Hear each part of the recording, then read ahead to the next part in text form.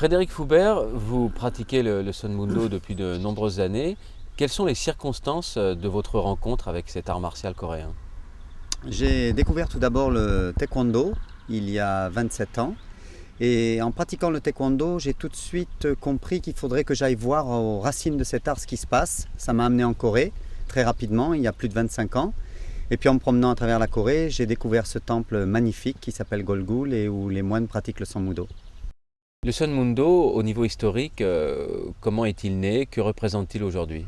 D'après ce que j'ai pu comprendre au niveau des recherches qui ont été faites, ça remonterait à l'origine même du bouddhisme coréen, puisque à l'époque de la caste Hwarang, les précepteurs de cette jeune noblesse coréenne étaient des moines qui leur enseignaient non seulement l'écriture, la littérature, mais aussi les arts martiaux, et qu'on a des fresques de ça, des preuves tangibles qui sont dans les musées coréens aujourd'hui, et que ces moines ont perpétué cet art de façon plus ou moins cachée en fonction des périodes historiques.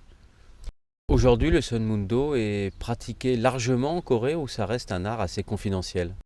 C'est en train de s'ouvrir seulement depuis une vingtaine d'années, tout simplement parce qu'il y a 23 ans, les moines ont eu l'autorisation de le montrer à l'extérieur des temples, et donc des écoles civiles se sont ouvertes et se sont propagées très rapidement. Aujourd'hui, on compte une cinquantaine d'écoles de Sanmudo à travers la Corée.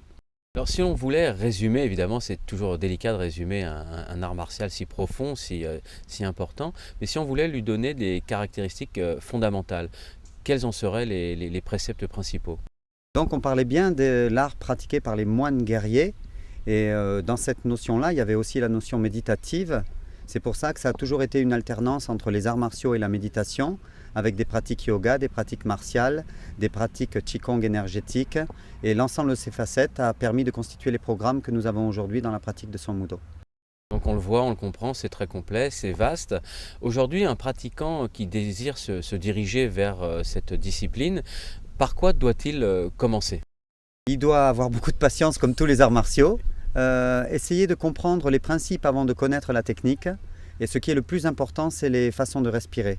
Il y en a 3 principales, et le geste ne va être que le catalyseur de cette respiration. Donc il faut d'abord acquérir cette technique-là de respiration, qui est une technique qui est différente de celle qu'on utilise quand on marche dans la rue tous les jours. Et donc ça prend un petit peu de temps, je dirais 6-7 mois à peu près pour bien arriver à respirer sur les nouvelles méthodes.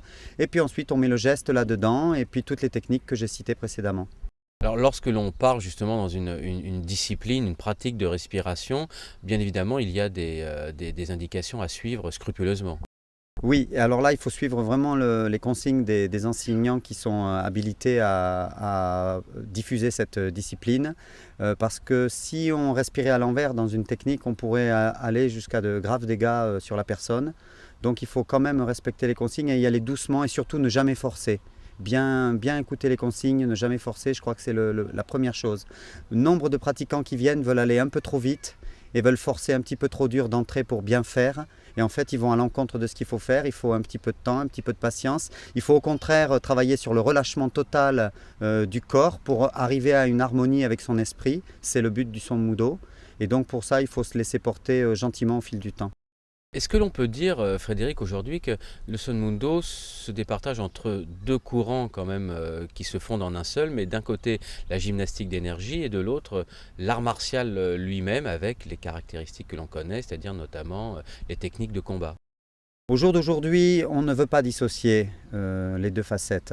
Ça doit être vraiment complémentaire. Nous pensons même que c'est l'origine de l'art qui était conçue comme ça. Et on va essayer de continuer à pratiquer vraiment l'art dans sa globalité, avec tout ça, avec la respiration, avec le yoga, avec l'esprit zen, un mot qui est beaucoup à la mode aujourd'hui, mais qui est vraiment pratiqué au quotidien dans nos dojos.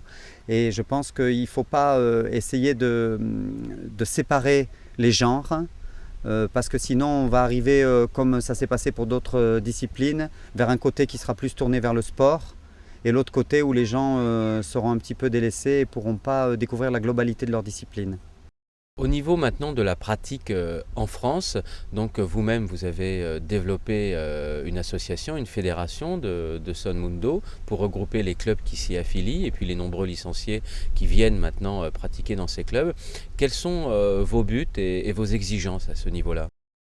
Alors, nous avons juste voulu être en règle au regard de la loi, donc une association loi 1901 traditionnelle qui veut essayer de garantir la qualité de l'enseignement et donc de prendre le temps de faire les choses, de former des instructeurs et des instructrices compétents qui comprennent ce qu'ils font, qui comprennent d'où ça vient.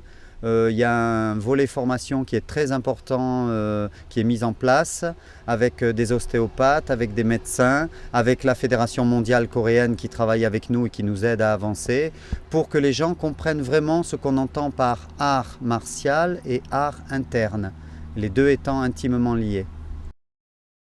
Dernière chose, Frédéric, on le voit en France, vous nous avez fait découvrir le Sun Mundo avec les moines qui viennent directement du temple en Corée.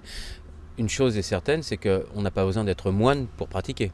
Voilà, donc comme je l'ai dit tout à l'heure, depuis une vingtaine d'années, c'est ouvert aux civils. Donc on peut aller à leur rencontre, pratiquer avec eux dans le temple et ensuite décider si on continue ce qu'on veut faire de son art. Et donc c'est vraiment ouvert sur le monde et c'est ce qui m'a plu d'ailleurs, puisque je ne suis pas moine non plus. Et donc c'est vraiment ce qui m'a intéressé dans cette pratique. Les arts martiaux avant tout dans leur globalité.